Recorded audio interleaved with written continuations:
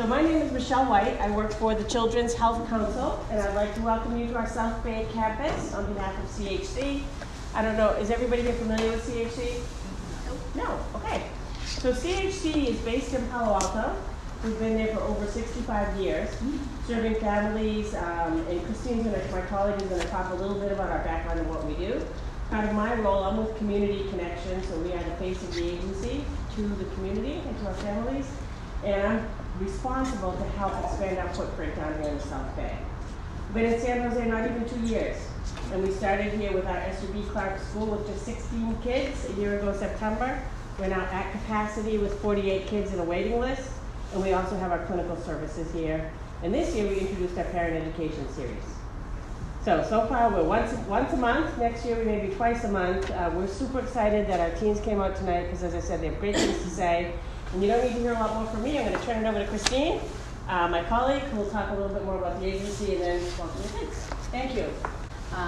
We provide mental health education services, treatment, evaluation. We're actually known for our evaluation and treatment. We're able to pull together multidisciplinary teams. We have a clinic with specialists upstairs. And that's what we've done for many, many years.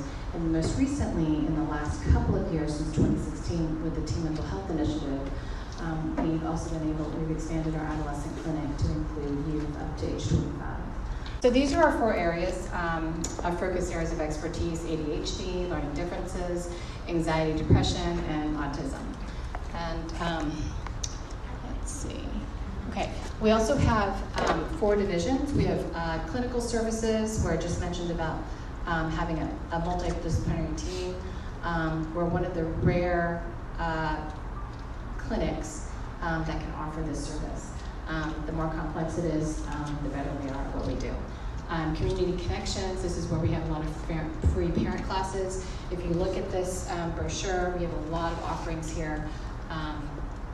And for parents and teachers, and I'm happy to see students here today. So thank you for giving up your homework time. And then we also have a huge conference that's coming up. EdRev is coming up on May 4th. So I suggest that you take a look at that. Lots of great resources. It's at AT&T Park. It's a whole day. The park is reserved, and the family can come while you are checking out resources and educating yourself. We also have Teen Wellness Committee. We work on a lot of community partnerships. I lead a lot of school partnerships and also work with our community partners as well. We also have many, many volunteers who come, parent volunteers, student volunteers, as well as some online resources in our resource library. Everything that we have, like an event like tonight, is we offer screencasts, and so it can be viewed or heard online. So something to look at as well. Lately we just learned that a lot of people are coming online to look at those resources. So glad that it's been helpful.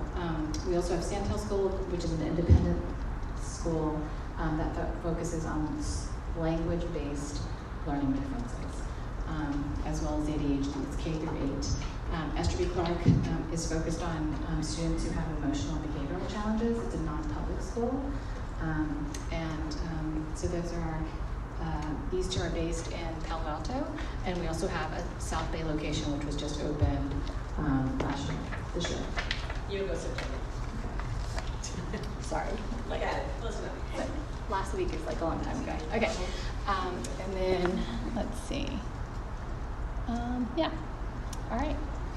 And then I want to introduce Erica Pelevin. So My Digital TAT2 is an organization. I want to say that's similar to Common Sense Media, but they are on the ground, and they are constantly getting feedback from kids and working with kids. And they could not possibly do this work without the kids, because it's changing so quickly.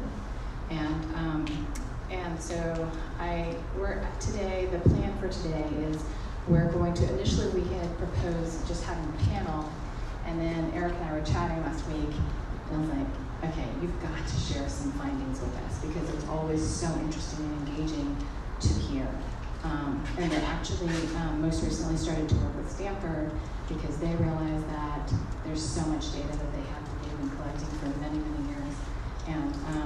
And so it's just really interesting to hear feedback. And to the students, you are also welcome to ask questions. We invite questions and to just learn about yourself and for yourself about how to navigate social media technology.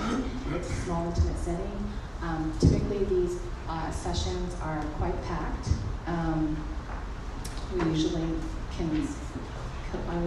have over 150 parents sometimes that come to our small room in the college location. So, first time here at South Bay. Thank you, Erica, for coming. She's also one of the founders, co-founders, and they are in schools educating students. So some of you might have seen them already at your school.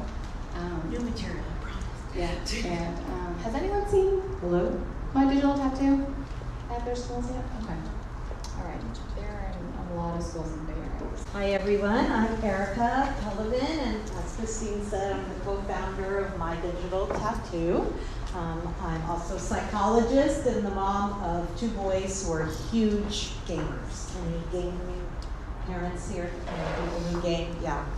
So I spent a lot of my early work worrying that they would never have eye contact, that they would be living in my basement for the most of their life, that their brain would rot. And when I finally leaned into it, I realized that I now have a kid who works at NVIDIA, doing computer programming. They both can make eye contact, have adult conversations, they have girlfriends.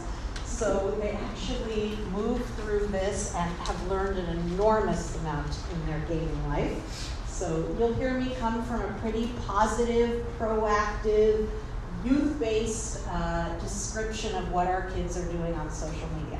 Now, of course, there are lots and lots of benefits, and our kids will share that with you, but there are also some challenges, and we'll talk about that also. But when I was talking with Christine, we've talked, Gloria and I and our company, probably to 20,000 kids now at this point.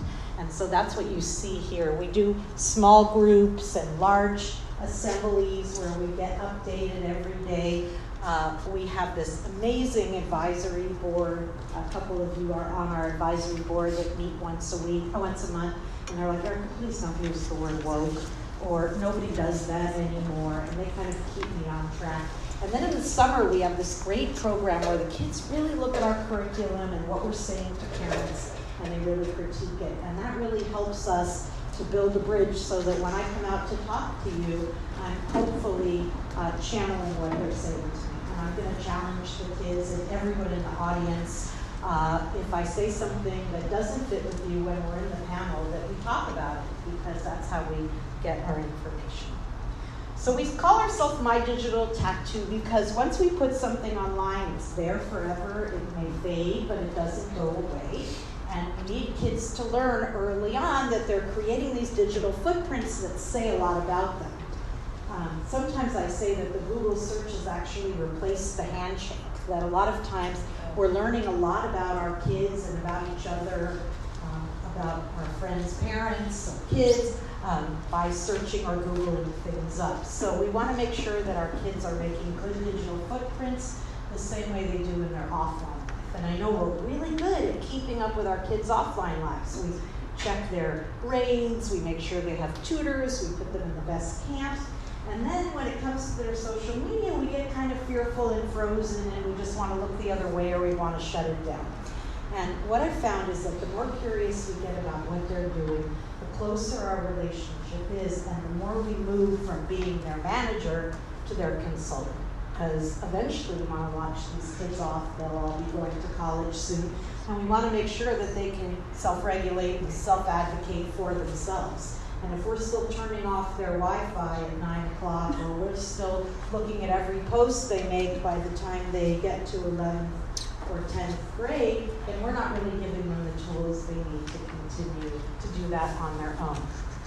So I thought today what I'd share, since we had a panel, is just what our kids are telling us about the digital landscape. What is it that's on the top of their minds? What is it that they're doing online? And nothing was more fun for me, I don't know for you guys, but to spend the hour with them driving here from Palo Alto, because I get updated on so much. So let's begin with the challenges, or things, I like to think of it as not the challenges, but things that they really hate, things that are hard, things that they wish weren't there. So let's begin there, and then we'll go to the so I'm going to start with a video. Are you guys okay with that? I know most of our kids are on YouTube. A lot of the time, I think YouTube, would you guys agree that YouTube has replaced television? Do you feel like you watch YouTube more than TV, right? So here's a really wonderful video. It's pretty short, but I want to talk about the power of what we're seeing, which is more toxic environments online and online gaming and online forums, how it's affecting our kids and what we can do to kind of move through that.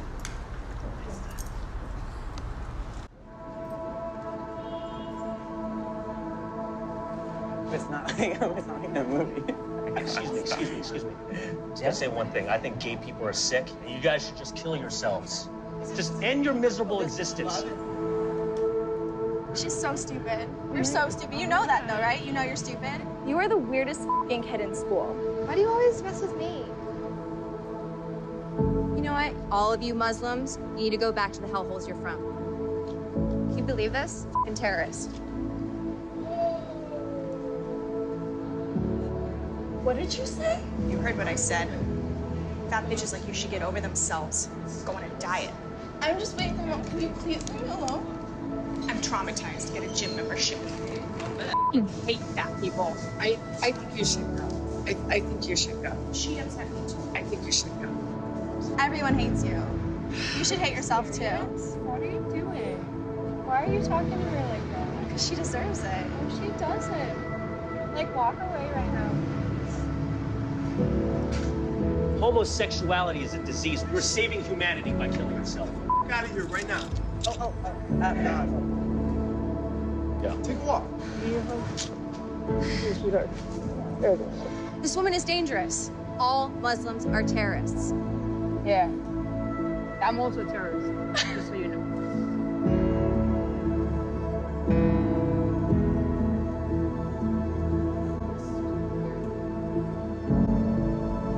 All these hateful comments were written by real people on the social media. The bullies and their targets were actors. Everyone else was not. You're fine. That's really mean. Are you okay? Yeah. This behavior is unacceptable in real life. Why is it so?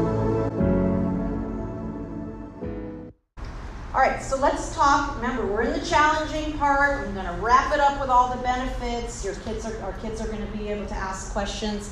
Just a heads up that this presentation is mostly focused on teenagers. This is called Teens and Mental Health. But one of the things that we're hearing a lot about is an increase in toxicity in the online world, particularly in gaming. I don't know if you have that experience where sometimes you could hear a lot of swear words or people raging or calling people out or ethnic slurs. We're hearing it on online profiles, and it's getting a little bit more normalized. And one of the things that our kids will tell us that they're worried about, and one of our kids said it so perfectly, that it's almost like a thickening of the skin, that it's almost like you're expected to deal with it. And that actually, that becomes problematic, because if we get desensitized to the content that's out there, we actually don't step in and intervene, but we also don't feel like we can ask for help. So many kids will say, I guess everyone gets spoken to that way, or I don't really want to come out and tell anybody because I don't want to be embarrassed. So we are worrying, and so are our kids, that they're getting a thickening of the skin. They're also telling us that this toxic environment is really affecting their mental health and their sleep. Many of the kids will tell us that they have a hard time going to bed at night. Our younger kids in elementary school in the 5th grade will tell us things like, I couldn't fall asleep because I watched the part of the video before the YouTube, and it was so upsetting that I couldn't fall asleep after it. And so that's where we have to intervene and teach them how to skip ads, teach them how to divert their attention, how to close, how to report, how to block. But they are taking in that information, and it's not rated information, so it can be stressful, particularly for our younger kids. It's also affecting their mental health, as we know, when people are calling each other out. I thought that video was a perfect example of how words can be extremely powerful, particularly when they're online and you don't see the expression of the person on the other side of the screen. And so we do need to be helpful with our kids in helping them name feelings when they're having them and not just dismiss them. Because if we dismiss them, they just go to bed worried. If we start saying, are you feeling anxious or left out, or is this making you sad, or are you scared? If we can name the behavior, then we can tame it. We can help them navigate it. It's also, they tell me a lot that one of the ways that toxicity is impacting them is that they're becoming more desensitized and having what I call slacktivism. Does anybody know what I mean by that? They're saying that they do so many times when they're like going to an event, yes, or changing their filter profile to make sure that you know they support a cause. But they're not really showing up to the things they need to show up to. One of the kids said to me the other day, it almost feels like you have to pick a side. There is no way to just be gray and to just kind of see what's going on. You actually have to pick a side to be on. They're also telling me that high on their list of things that are challenging is having face-to-face conversations. And I love the conversation I had with the kids in the car down here, because they were telling me that they're really increasing the amount of time they spend FaceTiming their friends. And I loved that, because one of the things that when we teach the kids in elementary school is how hard it is to get a point across when you don't have an emotion or tone attached to it.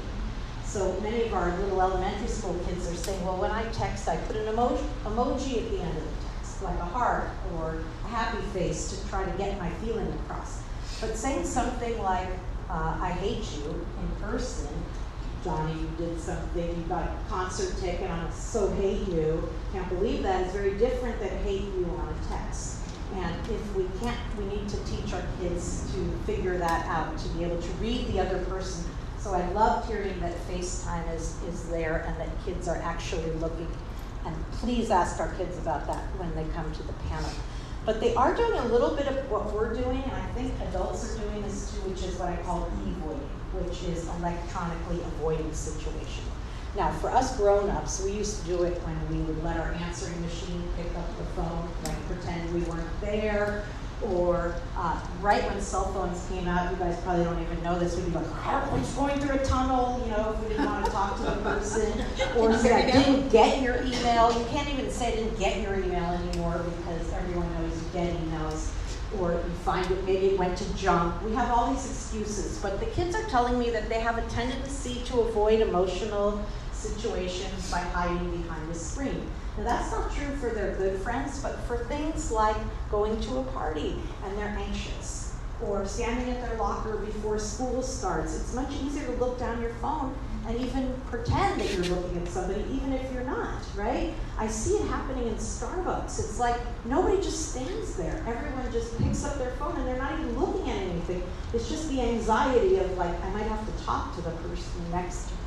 So that I thought was really fascinating, that they're hiding behind the phone and avoiding. One of the kids the other day, I love this, he said, oh yeah, I pick up the phone every time I'm crossing the street to go to school, and I pretend I'm talking on it because I don't want to have to acknowledge the people who are crossing the street. And another kid told me it's a way of protecting himself from bullying, because he's distracted and in his thing, it makes him less vulnerable. They also told me that they really like text because it helps them control the pace of the conversation. And when we're in a conversation, you know that awkward weirdness where somebody says something and they don't really get you, and then you don't know who's supposed to talk first?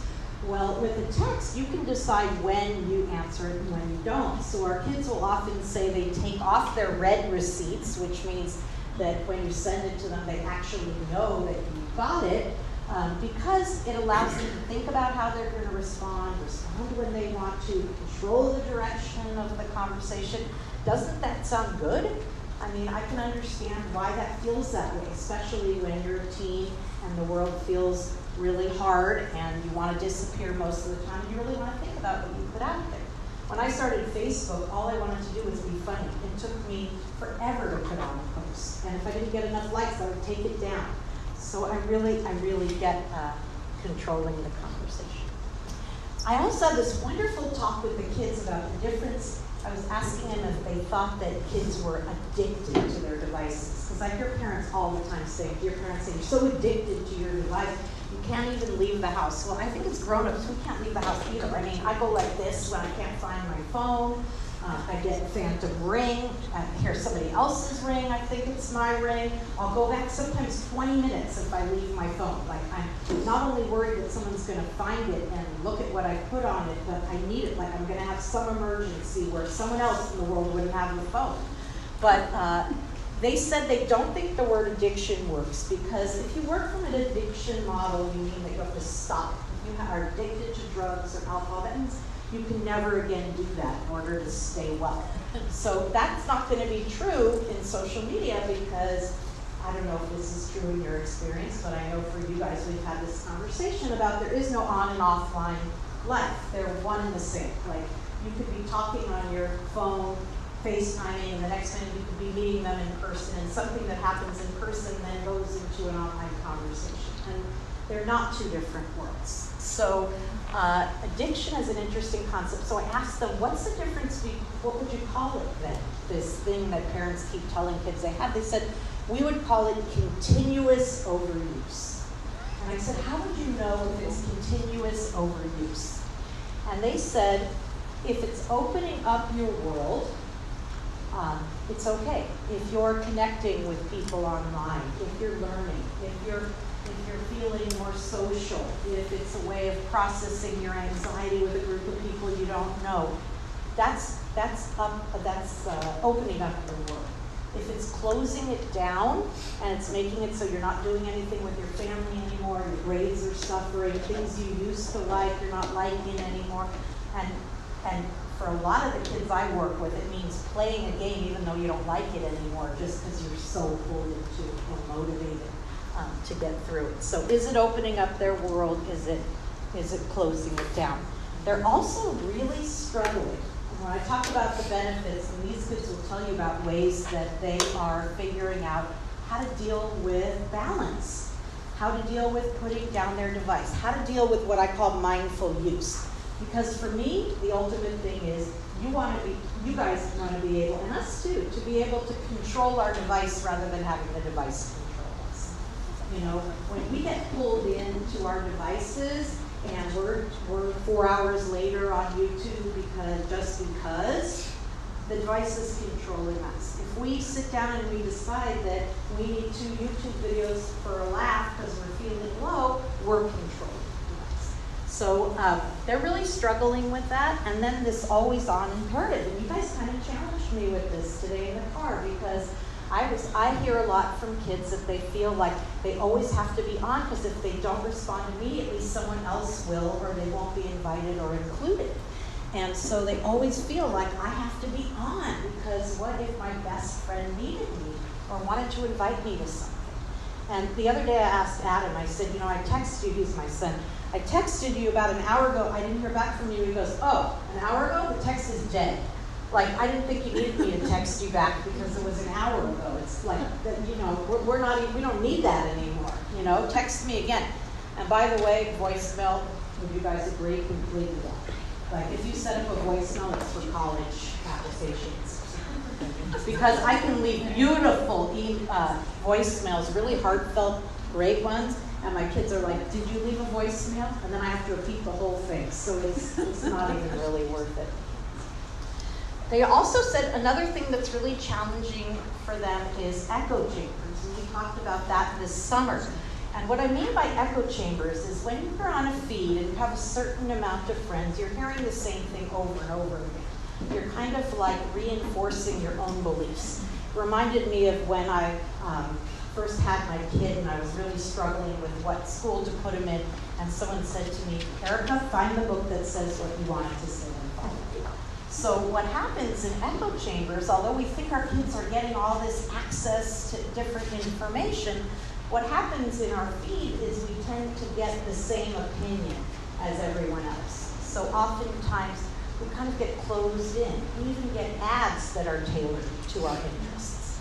And I've had conversations with kids, they say both things. Some of them really like, what do you like when ads are tailored to you, or does it kind of creep you out? It creeps you out, right? You're thinking, oh, I like those boots, and then the next thing you know, it's there. Well, the other day a kid said to me, yeah, but I'd rather it be tailored to me. The other day my mom and I were talking about going to a restaurant. Next thing I know, an ad popped up for 20% off at the restaurant. He goes, that's a pretty good deal. So, I think we really can see both sides of those things. I also want to point out so they're getting kind of falsely powerful with their experience because they're only hearing the same thing over and over again.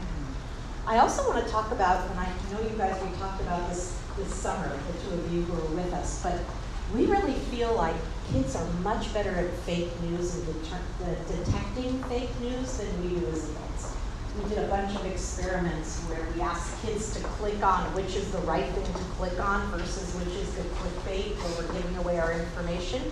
And so I started to think of it like this sixth sense that they have, that they actually are much better BS detectors than we are, and they have a bunch of strategies, and I encourage you to ask them about that, ways that they can determine if something is fake or not by URL, by how many likes or dislikes it gets, by the comments, by if they've seen it multiple times, that they really have a much better sense of that fake news than we do.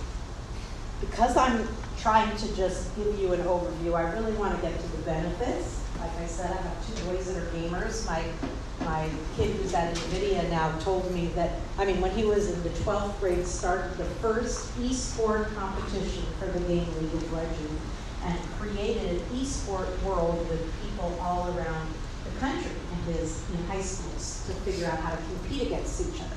He was really uncoordinated and sports were really hard for him. He excelled there. Not only did he excel there, but he was able to make friends and have a common thing that they were interested in. So there are some benefits. So our kids, and again, you guys listen to this so you can push back on it, all of you kids who are in the audience, but they would say that they like the connection worldwide. Adam, my son, does music. He's already released 4 different songs before 18 with people around the world he's never met face to face. So he sends them stuff, they work on it together, they've never met. It's a way of finding a tribe. If you're someone who doesn't fit into your school or your area, it's a way of finding people who are like you. And a lot of times people will tell me it's YouTube, and they find YouTubers who are speaking their language or understand something that they've gone through that no one else in their school has gone through. They're doing an amazing amount of what I call code switching. They know exactly, like I was asking the kids in the car, how often is it okay to post on Instagram? What if we had an Instagram feed? How often would we write? What are the words that you use? What's okay in this site and not in this site? What are the rules or the languages? Anybody's kids play Minecraft? It's an amazing first way to learn social media rules. You have communities, and you have guidelines, and you have people who bully, and you have people who brief you for no reason, and you have the ability to stand up to them, and there are ways that they're really learning how to navigate their social media life. They're also broadening the scope of their world. I think I was talking to you, Jonathan, who said, most kids will tell me Snapchat is where they get, or Instagram, I think you said, is where they get their news, right? That they're looking through stories, and I love what one of them said is that sometimes you get your news, and it's news that you get before the news comes out. And I don't know if this is true for you guys, but a lot of people will tell me that memes are how they get their news. That the meme comes out, the cartoon meme comes out, and they're like, well, what did Mark Zuckerberg do? And you see like a meme, a picture with a joke on it, and then all of a sudden you kind of start looking up, like, well, where did this come from? So I think it's really an access to various viewpoints. They're also telling me that they're having these incredible relationships. And I know that it's really easy for us to roll our eyes like, friends, really? Those are your friends? Those are people you want to follow you. We can easily say that and just close the whole conversation down. But a lot of Adam and Alex's friends are people, as they would say, that they've met, they know everything about them except what their feet look like. Because they've actually had deep combos with them online, they've played in games with them, they've teamed up for things, that they're actually creating a new definition of friendship. For me, when I grew up, a friend was someone who makes you feel better about yourself. But for them, a friend is someone, it's an acquaintance, it's someone you know, it's a friend of a friend, it's a friend of someone who went to camp who knew a friend. So that they can get bigger and bigger. But I love this one, and this is one of the takeaways I want you to get today, which is they are so overscheduled that their time online is a way of connecting with their friends. There's no longer this hanging out on the corner for 2 hours after. I tried that with my kids. They went to a very crunchy granola school in Palo Alto, and there was nobody else for them to play with, even though I had this downtime, because everyone else was so involved in other things. So kids will say it's a way of catching up with people on the day. It's the way of seeing what people are doing. It's the way, and for many kids, they'll tell me it's a way of trying new things, or it's finding out what's going on in our community. They're really trying to balance between being visible and invisible.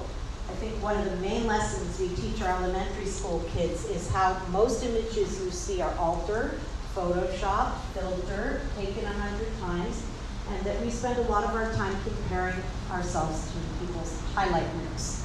And I know this for a fact that I have a family that I think likes to have fun together, but whenever I'm on Facebook and I see other families having fun, I'm like, do you see that family? They go outside, we do nothing, you are indoor boys, what's happening here? That we're comparing ourselves, and I'm someone who knows better. So imagine for our teens how it feels. I remember one of the kids telling me, it's kind of like, your online reputation is kind of like a trailer to your movie. You have to make people interested enough. You don't want to overdo it. You don't want to be annoying and like photo every one of your things you eat and everything you do and all your accomplishments. But you also don't want people to forget about it. So every once in a while you throw a comment in there, you're going to post a picture, you're going to find a way, put a heart on it so that they know that you're there. They're trying to stay relevant, they're looking for acceptance. Anybody know what I mean by strategic posting? Okay, so I see the teens nodding. Strategic posting is that there's a prime posting time. It might be true for everyone's different, but for most of the kids I've talked to, 7 to 9 is the prime posting time. That's when you're going to get your most likes. I think in the middle school advisory, the kids told me that they even have a different text group to check out the post before they post it so that they make sure that it's going to get enough likes. And if it doesn't get enough likes, no, not for you guys, then they take it down. Do you know people who take it down if it doesn't get enough likes?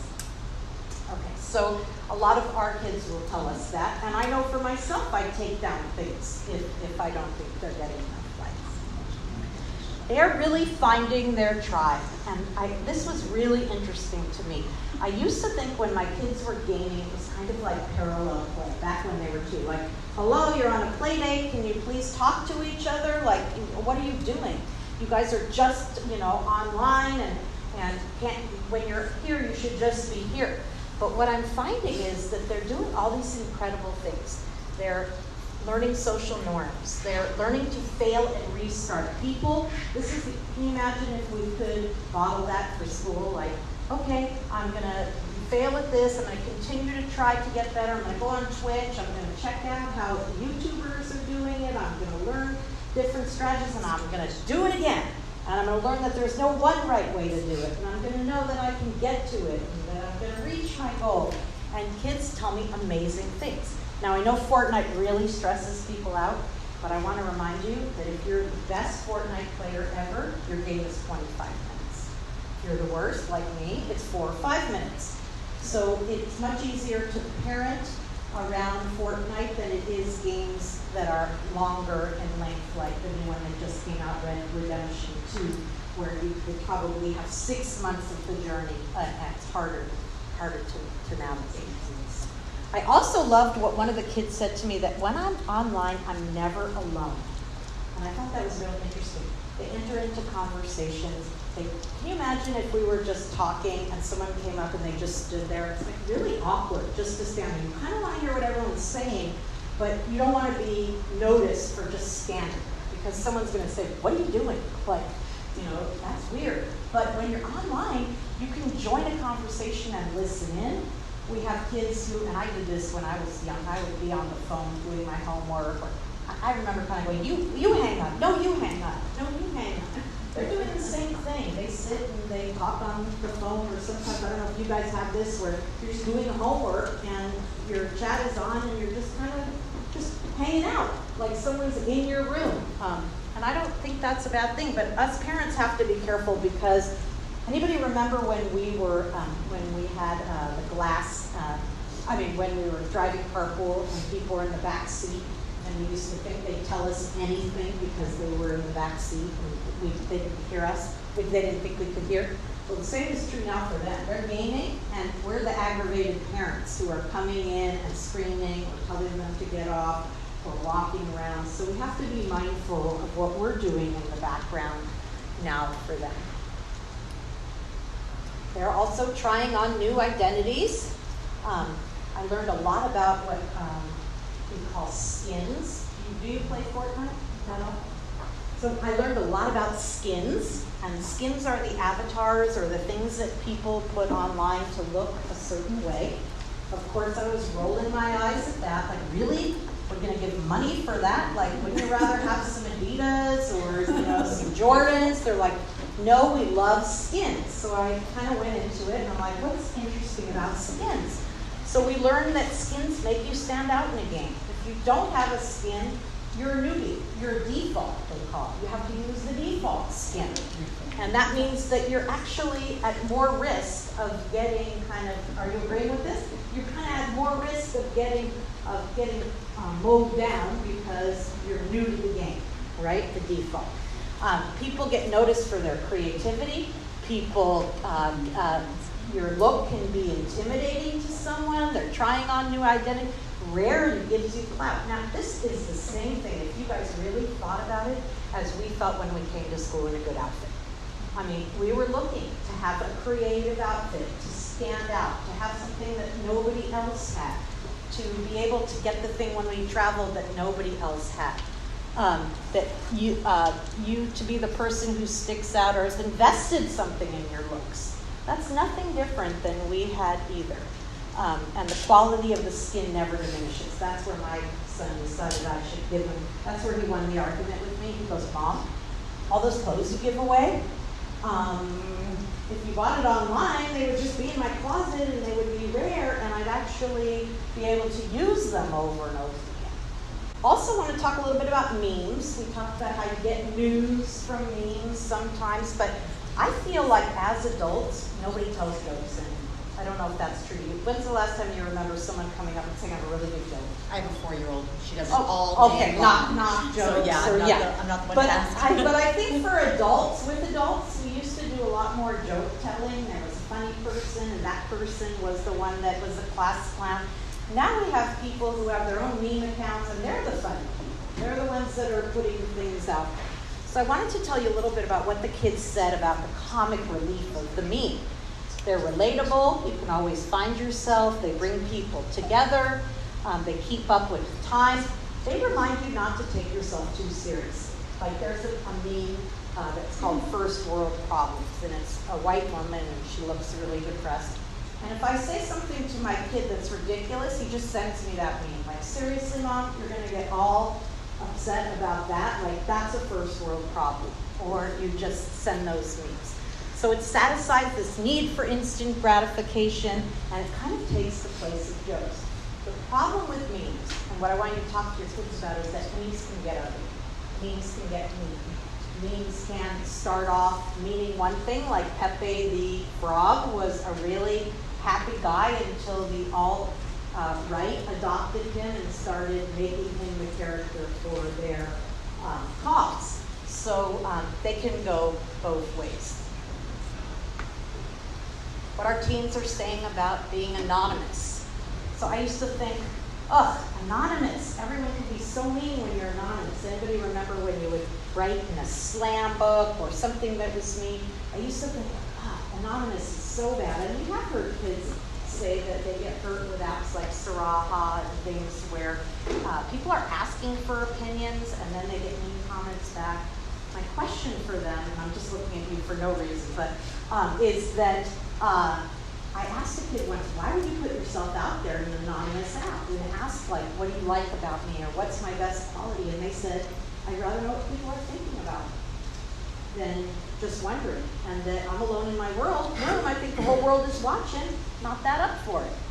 So what I love about anonymity, I have a hard time with that word, is that for many of our kids, I'll say it's a way of processing anxiety. It's finding a tribe, it's a group. It's finding people who aren't going to judge you. You can leave the conversation at any time that you want to. But then again, and this is the newest of our, in the last 3 weeks of our online apps that have popped up. You said you guys haven't heard about it yet. Whoops. The It's Get Better project for gay and lesbian issues. The Butterfly project is for cutters. The Semicolon project for depression, because it's trying to tell you that there's not the end of a sentence, that life goes on, and it can be a really supportive, amazing platform for kids who are online. This is a digital landscape from yesterday, because that's when I put this together. I want to tell you, I'm going to tell you a little bit about Snapchat and Instagram, but I want to point out a few other ones. Does anybody know what the calculator is? How about you? Izzy? Yes, it keeps pictures that you don't want other people to see. I also freaked out about this one, but hey, it's a diary. We all have them. We all have things we didn't want people to see in a box or under our bed. Anybody know this one here? That's Facetune. It's our plastic surgery apps. You know this one? Tell me what it can do.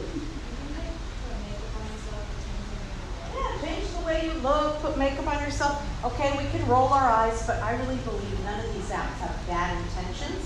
But when big groups of kids come to use them, they can get yucky.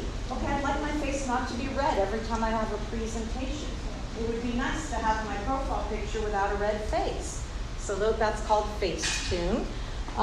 Let's see, what else I wanted to tell you about this one. Do you guys know that one, TikTok? Do you feel like it's getting a little more cringy? Yeah. Why do you think it's getting more cringy, adults?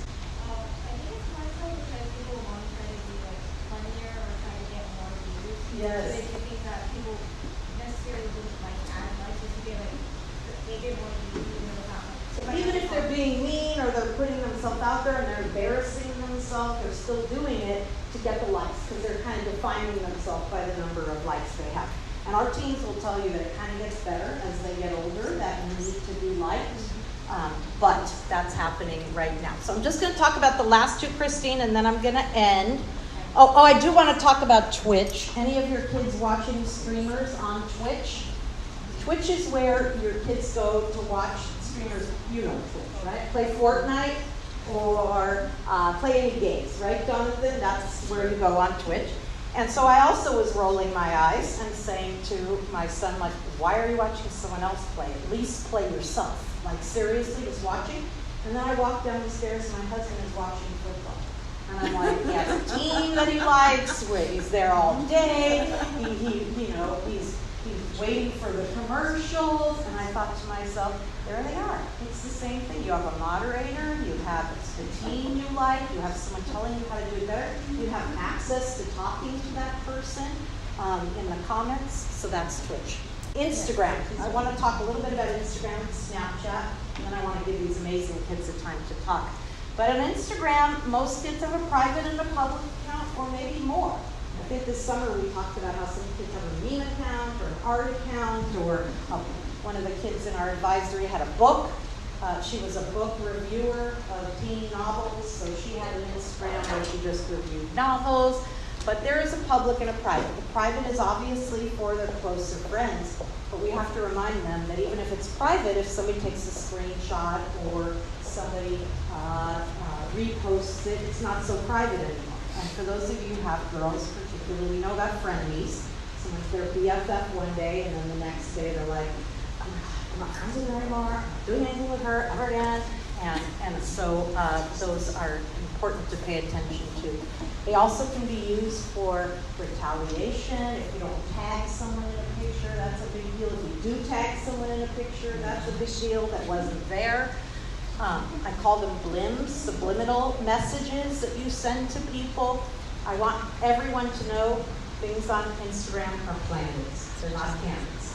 They're planned. Someone took a long time to think, 100 images maybe to think about, which is the best one that they were going to use. Now we're all rolling our eyes. How many of us used to go to Costco, get doubles of all of our rolls of film, and then find one or two that we liked where we looked good, and then use that as the holiday card? Okay, my husband could be looking in a total different direction. Didn't matter. I'm like, I look good in it. I'm using this holiday card. So they're not doing that much different.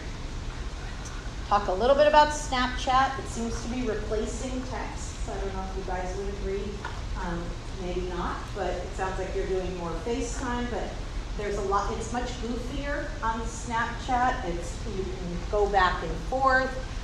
The real-time stories, or if you ask someone to hang out and then all of a sudden they don't want to hang out and you see them on Snapchat, that can be really stressful. I think what you said is the same about TikTok, that you think that it's going away, so you might do more to get the attention of somebody, and they try to get you to think that with the ghosts, and we know that screenshots can be used for revenge. Anybody know what a streak is in Snapchat? So a streak is when you go back and forth with someone, your bestie, or people can have up to 50 streaks that they wake up in the morning streaking each other back and forth. And it's kind of bad if you break up with, if you miss a streak, if you do it within 24 hours, it can cause a lot of emotional harm. And we've even had kids tell me that they have people babysit their Snapchat streaks when they go away, so that they don't lose the streaks. So anyway, that's the end of my time. I guess what I really want to say is these are incredible students. We work with students every day. They are navigating, they are watching us, so we have to pay a lot of attention to how we're behaving on social media. Our fifth graders are telling us all the time that they can't get their parents' attention, that they're waving their hands in front of them, that they're trying to get their parents' attention, that they've called them by their full name, that they shut off the Wi-Fi, that they throw things, that they actually text them to get off. So we need to be modeling the behavior we want to see, because our kids are really watching us. And my last thing is just, I don't want you to ban this tool. Unfortunately or fortunately, however you feel about it, the tool is here to stay. If there are things you don't like that they're doing on it, if they're being too seductive in a TikTok video, if you're worried that the first-person shooter games are desensitizing them to violence, talk about that. Because I'll tell you, our best hackers are the ones whose parents have the strictest rules. They figure out a way to get around it. So keep that conversation open, and Christine knows that my favorite expression ever is to be curious, not furious about what they're doing, because then they'll come back to you when they really have something to say. So thank you guys. So these are students from our youth advisory boards, from CHC's Teen Wellness Committee and my Digital TAT2. And why don't you guys introduce yourselves real quick? Yeah. Hi, I'm Izzy. I am in 11th grade. I go to Presentation High School. Hi, I'm Victoria. Yeah. I'm Victoria, and I go to Notre Dame Belmont. I'm sophomore. Hi, I'm Josie. I'm a sophomore at Palo Alto High School. My name is Jonathan, and I also go to Palo Alto High School, and I'm a senior. Okay, thank you. All right, I'm going to go ahead and start. How does social media make your life better, worse, both, and why? I honestly couldn't imagine my life without social media where it is now. I have made so many friends, connected with so many people I would have otherwise forgotten about.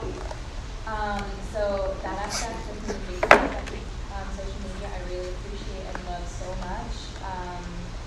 I also have learned so much about the world and other cultures through other people's social media posts, through people's social media experiences. Through when they post, I get to experience it in some aspects as well. So that aspect I love as well.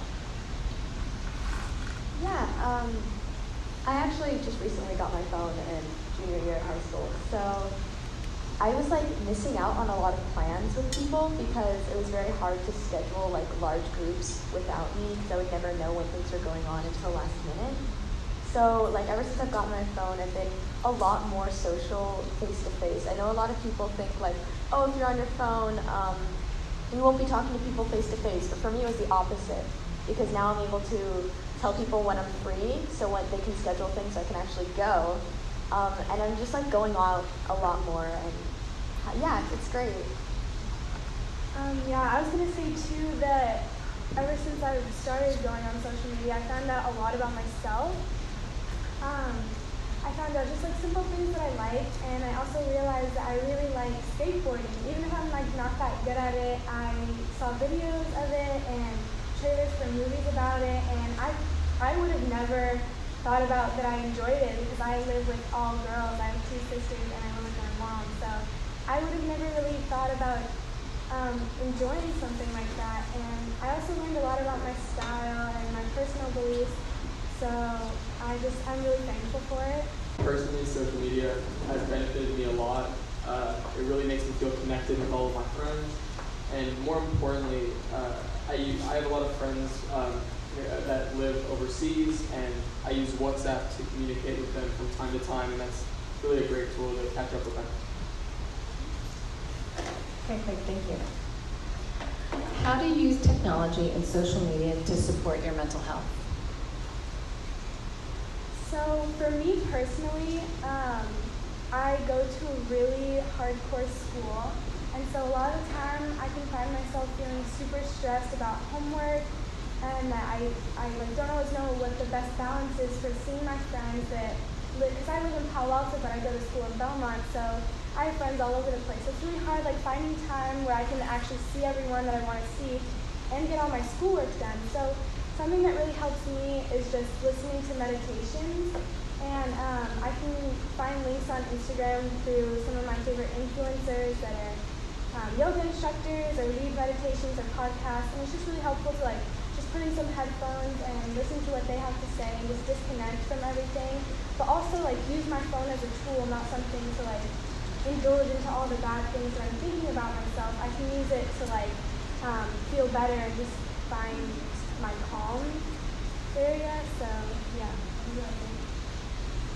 I personally love YouTube because I can find so many different influencers who speak to me, who I respect, and I don't know, I have their same beliefs. And whenever I'm feeling stressed or I have a lot of schoolwork, I always just want to laugh. I want to like de-stress, and so just watching YouTube videos and just relaxing, that really helps me a lot. I think that for me, using social media and in general feeling connected just makes me a happier person overall, and I do think that it benefits a lot of people too. Yeah, and for me, all my friends and I have a group chat specifically for when we're feeling down. And it's really great, actually. If you guys have that available to you, I would suggest it, because whenever I am feeling down or need support, I can go there and be like, hey guys, like something's going on, and if you see me at school or whatever, just come say hi, ask me how I'm doing, because I might need extra support. And it's like right away, I have all my like closest friends saying they're here for me, that they support me, that validate me. And it's really nice to have that kind of support, like whenever I need it all the time. All right, what do you think is important for parents to know and keep in mind as they guide their kids on safety and responsible use? Yeah, so my mom was one of those parents who was very afraid of social media, and like at the thought of it was kind of like no, and kind of banned it all. So what I would suggest to parents in the room is try and have a conversation with your kids as soon as they start getting interested in social media and start getting a phone. Really ask them, because it's very quick as parents, depending on the age of your kids, to start setting guidelines right away on what you think is appropriate. And your opinions on appropriateness as parents is great, but that might be a little different from your kids. And like what was brought up earlier, if your rules are very strict and your kids don't agree with them, they'll try and find ways around it. So really have that conversation with your kids. Be like, what do you think is appropriate to post? And try and find some sort of a middle ground between your opinion and their opinion. so you know exactly the kind of things they plan on doing, what what their interests are, and you can set rules and guidelines that are effective and that they'll actually follow. I agree, and just to add on, my mom, at first when I got Instagram, she constantly wanted to be involved and check it and have it be like both of our thing, and that was just not what I wanted. I wanted it to be a place where I can connect with my friends and put out things about my life, and it was just hard because she always wanted to know what was going on because she was so worried. But I found that like once I actually talked to her about it and told her what I was interested in, why I use it, she was a lot more open, and now she like will ask me questions, but she's not so pushy as to like really figure out everything that's going on, and it makes it just more enjoyable for both of us because she trusts me and there's less worry. Yeah, I had kind of the same experience when I got my first Instagram. My parents wanted to be super involved. They wanted to follow me. They wanted to know what I was posting. But that kind of made me reluctant to want to share with them what I am posting. I didn't want them to follow me. And so it made me think that I think the most important thing when you want to know what your child is doing on social media, you really need to trust them and believe that what they are doing is what they want to be doing, and that they're not doing anything damaging themselves or anyone else. And I think without that, if your child won't want to, have a conversation with you about social media and not going to use it. Yeah, I think in terms of safety, I think the key thing is just having trust in your child, and I really don't view it as different than real life. I mean, there's going to be bad people in real life when you send them to school. There's going to be bad people online. But it's really just trusting your child to understand what he or she is doing, and trusting them to be safe. And another great thing about if you're curious about what your child is doing, because I understand as parents you definitely want to know what it is they're posting. Instead of being like, hey, let me look at that, because then your child can start to get defensive. You can ask them from a different perspective. Be like, oh, I see you're on your phone a lot. Kind of be curious and come from a mindset not suspecting. I don't know. I think as parents, you have to also respect your children's privacy. So without scrolling through all your photos, you can still kind of figure out what's on there. You can be like, hey, what are you doing? What are you up to? What have your friends been talking about lately? And if you have that strong relationship with your child already established, they'll tell you, they'll talk to you, they'll be like, oh yeah, I went here and I posted it and people liked it. So if you just have that conversation open and it's something you two are able to talk about, or you and your family, it's really great.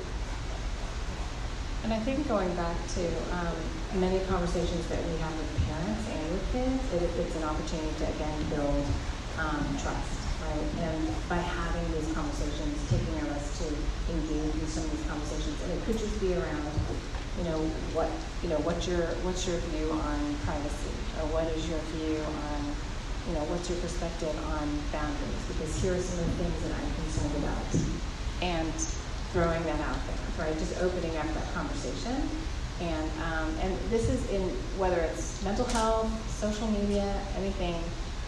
But it's built over time, and so it's not something that just happens right away, right? And so we have parents we talk with in middle school who are having these strength conversations. It could be as young as elementary. It just depends on what your start point is and what's comfortable for each family. And so just to kind of reinforce that it's a great way to engage everyone. Okay. Next question, and then we'll open it up to questions, to your questions. Have you or any of your friends ever had talks about social media with your parents? What was that like? Any examples of how that went, and maybe examples of maybe how it might not have gone so well, and how did you recover from that? Right. So it's actually kind of a funny story. I'm the baby in my family, so I have two older sisters. So of course, as soon as they got Snapchat and Instagram, I wanted it, and I wanted to know what was so special about it, and I wanted to be included. But my mom, of course, was super hesitant to let me because I was younger.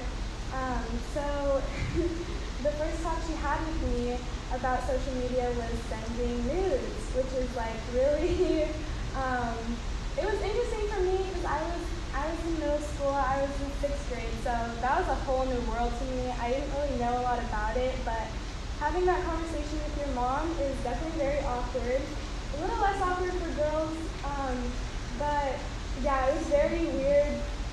But I didn't really understand like that it's actually it can actually happen, and that sometimes you'll get pictures like that even if you didn't ask for them, and that's happened to me and that's happened to my friends.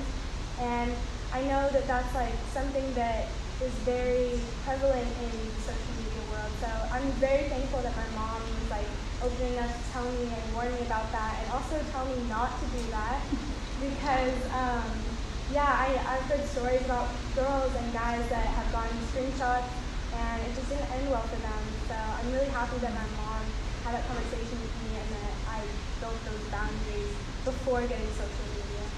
When it comes to Instagram, I have friends whose parents force the kid to let them follow them on Instagram.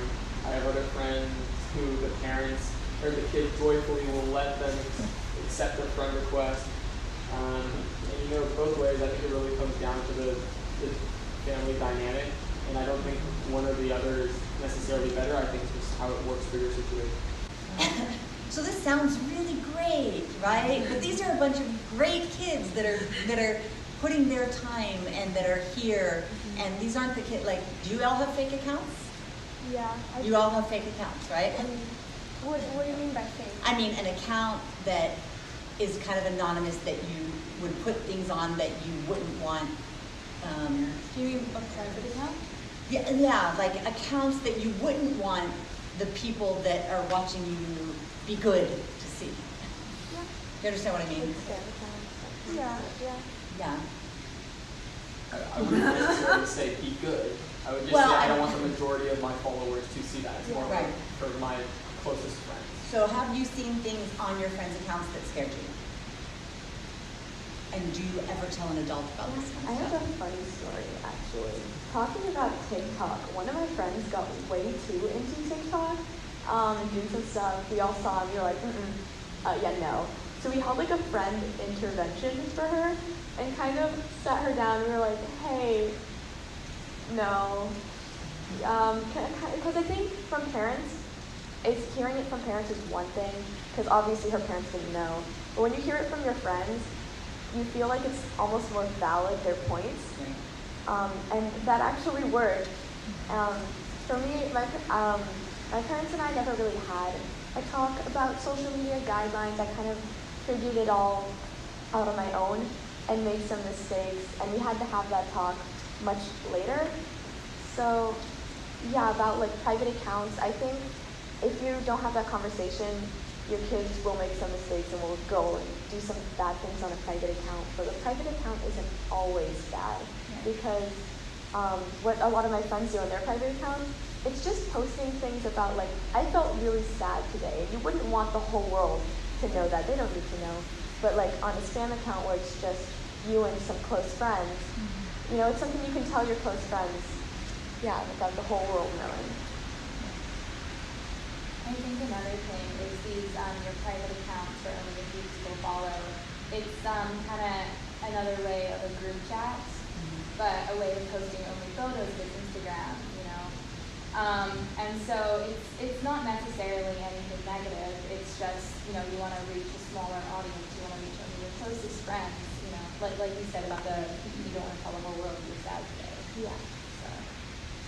Yeah, just to add on to that, me personally, my main account is, I have a lot of people following it, and so, even like my friends' parents, and so I'll post things where I want people to know who I am very broadly, and, know if I'm on vacation or doing certain things, if it's my birthday, but my private account is, very special to me, and only my close friends follow it, because, like you said, I want to post things where I can reach out to people, and I want to post things when I went to a concert and I took a really funny photo, but I'm kind of embarrassed for everyone to see it.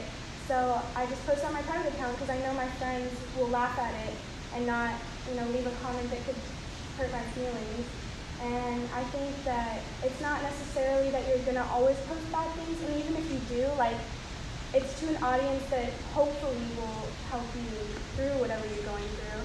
And I think that it's very cool that we can have different accounts because sometimes you don't want to share things to everyone or you want to share it to certain people. So yeah. Yeah, another thing about private accounts, I feel like if it's a public account, there's a lot more pressure to only do good things, of course. But I think there's this conception that private accounts are completely unmoderated. But I know if I did something bad on a private account, there's a kind of degree of moderation with just my friends as well, because we kind of check each other, and hopefully, you know, like your child has kind of friends who would be checking them and making sure like they're making good decisions as well, just like you would do as a parent. I think everyone at least has some sort of almost parental friend who checks the rest of the group and stuff like that. So I think no matter where your child is posting, hopefully they surround themselves with good people who can make sure that what they're doing is okay, even if as a parent you're not there 100% of the time. And also there's self-moderation. Hopefully, again, as a parent, you give them the tools that they need to be able to check themselves. And I think these are all great examples of how technology can be actually developmentally healthy, right? Because when you think about trying on different identities, I mean, this is the time period where they're doing that, but they're also using it to reflect, they're using it to make responsible decisions. They're, of course, going to make mistakes, but then they're also using it in healthy ways, which is, you know, a sense of creating a sense of belonging, connecting with friends, finding peer support. And this is where it goes back to, Erica, what is it that we always say about it emphasizes what's already there. Like, yeah. If they're struggling in real life, it often mirrors their experience offline. Yeah. So you're the parent, you're the expert. If you know they're struggling with friendship or depression or relationships or anxiety, then you know that they're going to be looking for either places to support them or places that are going to bring them down in their online life. And I think that's when we have to go with the bowling analogy, that if you're worried about them, then you put the bumpers back up again. And you start, you know, if you're worried about them, you start monitoring more of what they're doing. You start paying attention. It might be an interesting question to talk. We did talk about what they loved about it, but we didn't talk about what they find challenging. So it might be interesting to ask that question as well. Because I think you are experiencing the rosiness of the question, which is what they like, but they will all tell you there are things that are really hard about it as well. what are they? If you're someone who, if you try to compare yourself to someone else on social media, you'll never win. I mean, it's not real. It's not always genuine. Someone, as Erica said, you know, 100 pictures, they'll pick the best one. So I think it's just important to, you know, really think about that and not take it too much. Yeah. Also, I think maybe this is more of a problem for girls, but when I was online, like girls get extremely sexualized on the internet, and it can be very frustrating, very demeaning as well. And I think if you have daughters or if you are a daughter, you kind of expect it to just like take it. And it's not, like you have to build yourself up when you're online and kind of be like, no, I'm not just an object. So I think that's a part of the internet, like we talked about, the internet can be very toxic, and especially if you're a minority of any type, you experience a kind of like hate towards you on the internet, where people have this anonymity and these masks. So it can definitely be very hard, but I think on the flip side of that, you can easily find support as well and find support groups. So it's like each coin is like has two faces, you know? So I think just realizing the kind of environment that you're in and how to handle the bad things and how to utilize the good things is really important. For me, the hardest thing is definitely FOMO, which is fear of missing out. Living in one city and then going to school 40, 30 minutes away is super hard because I never know exactly which friend group to fit into, so it's hard like seeing everyone posting different things and then wondering, oh, should I have been invited to that? Should I be hurt that I wasn't invited to that?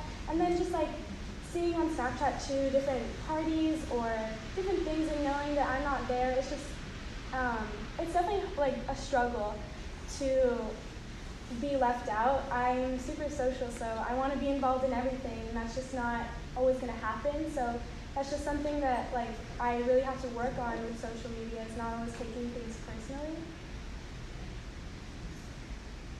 Good. So there's something that I really don't like about social media platforms is being able to hide behind your screen constantly and having other people hide behind their screen and leaving comments and constant hate posts that are so negative and so hurtful and so wrong and untruthful that it's really upsetting because I really believe that social media and the internet can be such a positive place that we can celebrate differences and I don't know, I believe it's such a positive place, and it's really upsetting to me when you see these people who hide behind these screens, who have an anonymous face, who are so hurtful. So I think that's such a negative. Thank you. I know it's harder to be transparent about that. It's easier to be transparent about the rosiness. So I appreciate you presenting that question, and I appreciate your honesty. I mean, I think it's still important to address this misconception that I think a lot of parents have, especially when talking about anonymity, is that, you know, everyone on Instagram is able to talk to your kid. And frankly, I don't think that's true. I mean, you do have, if you want to, you can make a private account and you can control who can and cannot communicate with you. So I think that's something important to know. It's difficult. I mean, I have children that have grown up in the Silicon Valley and they've been schooled from early on what to do and what not to do, and still I have an older daughter that fell into a lot of mess. And so it's difficult for us as parents to hear, okay, give your kids privacy and don't check on them when I've seen, you know, a smart, strong kid fall down more than one bad road. And so how do we really enforce that? If kids, I mean, like I said, you're a bunch of good kids that are out here supporting mental health, and not saying that those are bad kids. It's just how do we support that and find that middle ground? How do we raise kids like you? I actually did fall into a deep hole using social media. And I think when you fall into these kinds of holes with social media, it's never just social media. For me, I was using social media as a way to validate myself because I didn't view myself as important. So I was like, if I get everyone else on the internet to view me as important, then maybe I will think that like I'm worth something. So for me, it wasn't so much, it was nothing my parents could have done. They couldn't have really moderated me in that way. I needed to and without having that connection with my parents, to tell them what was going on, I was starting to seek validation from strangers and people who could be very hurtful to me very easily. And I made a lot of mistakes trying to go down this road. And I went to therapy. I'm much better now. I found it within myself to validate myself, which is really important. But I think as a parent, you want to shield your kid from everything, you know? But it's never just social media. Social media is a tool in the end, and you just need to make sure you're raising your kids to value themselves and make good decisions themselves, because if they don't know what to do, it's never, like you said, it's never that they're a bad kid. It's just, you know, everyone has their problems, and everyone makes mistakes, or they don't know better.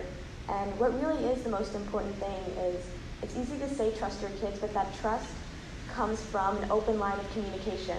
And that's really what's really important, is that can you talk to your kids? You know, can you talk to them about social media and have it be an honest, open conversation? That's really important. Thank you. Yeah. I know that you had a question. I was just curious, where do you see, like amongst your friends, where do you see the highest sort of density for high-risk behaviors amongst your friends? How do you see that communicated through your friends? Do you see it through certain conduits like Instagram, or do you see more on Snapchat?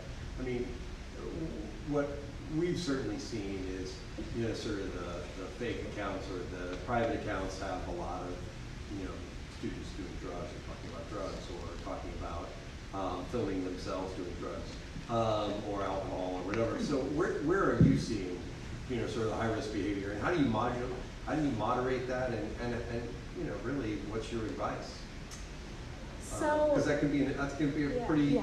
It's made attractive just like everything else on social media. I mean, is that your perspective? Yeah, totally. So in my life, I've kind of moved around a lot. So I have a lot of people on Snapchat that I've just like added to staying in touch with, and I definitely notice every day there's kids posting videos of them smoking weed or going to parties and stuff, and it's hard to see that. And obviously there's going to be times where there's like that curiosity of, oh, I wonder what it's like to be like that. But at the end of the day, like, it really just comes down to your own moral values. And if you're teaching your kid like why these things are wrong and why, obviously teens are going to experiment. You can't prevent that. But if you give them good moral values, then there's going to be that like want to disconnect. Like for me, a lot of the time I just have to unadd them or not see their story because it's just hard to like see my old friends doing those things or have that curiosity and be confused of whether that's okay or not. And so if you're teaching your kids, that's not you, that's everyone else. Like if you want to be involved in that, like at least know like how to be smart and stuff. And if you're teaching them these things, then they're more likely to, take a step back and not want to be a part of it, I think. But yeah, definitely Snapchat is heavy with that type of stuff. Yeah, and I think the reason Snapchat is where teens will usually go to post videos of themselves doing these things is because it disappears so quickly, and people often take that as it would be gone forever. But people always remember, people can take screenshots. It's never really gone. It is the internet. So I find that teens will often forget that, and everyone often forgets that. And so, we all make mistakes, and when we do, we can't really change them, but it's really good to look back on them and reflect. So, yeah. Yeah, I would say mostly Snapchat, as it does go away after 24 hours if it's on your story. But I think that it depends on the kid. I mean, if they want, it's no different from them going to school and telling a friend, oh, I did this yesterday. So I think it's just another outlet for them to kind of say what they're up to. Yeah, it's 8 o'clock. Let's take one more question. Okay, so do you guys have any strategies for time management? Like when you go online or when you chat with your friend, it can like go on forever, and maybe it will be around 11 o'clock before you have to do your homework and everything. So how do you do that, the time management? I guess I'd say my parents' philosophy is that as long as I'm doing everything else fine, as long as I'm getting my schoolwork done, as long as everything else is okay, I mean, I have full trust in them, and they have full trust in me.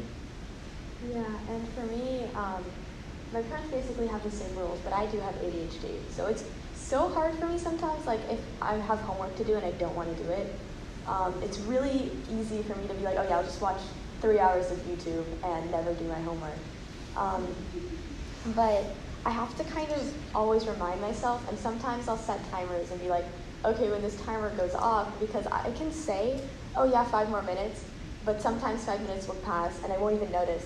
So I'll set a little timer, and the timer will go off and it'll be really loud, so I can't ignore it. I'll be like, okay, the timer went off, I'll pause this video and do my calculus homework, which I hate doing. And sometimes it helps if I get on call with a friend, and it's like we don't talk or say anything, but I know that they're there, so it's like I get the gratification of having someone around, but we have this like agreement that we're not going to distract each other. So it's like the best of both worlds almost, and usually we do the same homework, so if either of us needs help, we can ask each other for help.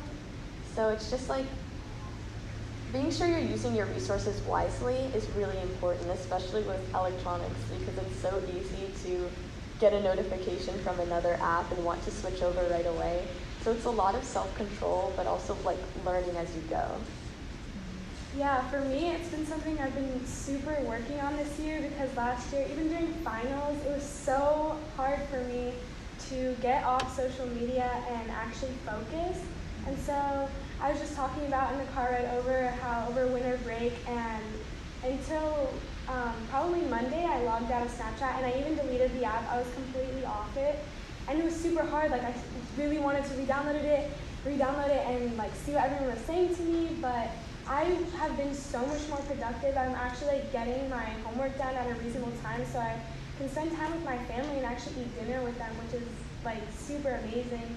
And I think like once you actually experience how much better it can be when you moderate your time instead of letting social media really have control over your life, it's nice to like see the extreme ends of both sides so I can like have a really good middle ground now. I did re-download Snapchat, so I'm back on it, but I don't go on it as much because, I'm working out my priorities, like homework and stuff, so it's kind of a guessing game, and you really have to do it, it has to be a personal thing, because it's harder to have the motivation to get off of social media if a parent is taking away your phone. I know what my mom does now, because I told her like it really hurts my feelings when you just take my phone out of my hand and I just feel out of control, and I wish we could just have a conversation about why I'm in trouble. And so now what our strategy is, what she does is instead of taking it, she says, do you want me to take your phone? And that's nice for me because it makes me feel like, okay, I actually have a say in this. So she doesn't always listen to me if I say, no, I'm blah, blah, blah. And she's like, okay, well, I feel like I should take it because you're not doing your homework. But now, like, when she says that, it makes me realize, okay, I actually need to focus now, so I'll put my phone down and I'll turn it off. And if it keeps happening, then I'm like, okay, yeah, I should probably take my phone. But maybe just try asking questions instead of just enforcing things. I don't know, maybe this. That was good. There's also a lot of time management apps that if you're not already using, the kids are using in middle school and high school. So they are. Moment is one of the good ones that keeps track of time. Now there's screen time on the iOS, and you can take a look together as a family, curious, all of us. How much time are we spending? Because sometimes we don't realize. I use self-control app. You can tell it, I want to be locked out of any social media for 2 hours while I'm doing my work. And if you try to get on, it tells you like, get back there. And you can't log on. I love the apps Forest for the younger kids. It helps to build a tree the longer you stay away from social media or technology, and Forest. And then once you grow your tree, then you get to plant it in a real life place. I guess they have some correlation with another place where you can plant a real tree. I know Victoria and I talked a lot about Calm and Breathe and Buddha, Headspace. Those are all really good meditation apps to take breaks. And I think you have to know your style. Like I like what Izzy said about her ADHD. Some kids need to work in chunks and need to have those breaks. Some kids need to play before they work, and some kids need to work before they play. For example, some kids need to be on social media so they get it all out of their system and then they can do the work, and other kids feel like, okay, I'm going to reward myself with social media once I get my work done, and then I feel better. So I think what you're saying is that conversation, that open conversation, instead of the rolling of the eyes, or I hate that device, when I was your age, I didn't have that, and your brain's gonna melt, and I wish there was no social media. But having the conversation, what are you posting? Who are your influencers? What are you, I sat down, my kids challenged me to be their cuddle team leader on Fortnite for Halloween. I have never had more funny conversations with kids on Halloween. We did about 300 trick-or-treaters. I think 280 of them knew what I was and started conversations. So play with your kids, get in there, be interested. I know Victoria and Josie and Jonathan have heard this, but when my kids, I have one kid who's an athlete, and the older one said, you listen to everything Adam does you look at everything he does on lacrosse. All the players, all the rules, you sit there every Saturday. He goes, and I know you don't like lacrosse. It's probably right. I don't like getting up every Saturday. He goes, you have never once asked me about my gaming life, about who I play with, about how you win. I actually learned yesterday that in Red Dead Redemption, you get honor points for helping somebody or saving somebody or getting in the way and doing something positive. I just blanketed it into it's a ridiculous game and it's wasting your time. But I think the more open-ended questions we ask, the more we're going to really get to know the kinds of things you're worried about. You know, is this encouraging you to do a behavior you never thought of before? You know, I really get all of that. So I think just having those conversations and starting from the I perspective of this is what I'm worried about.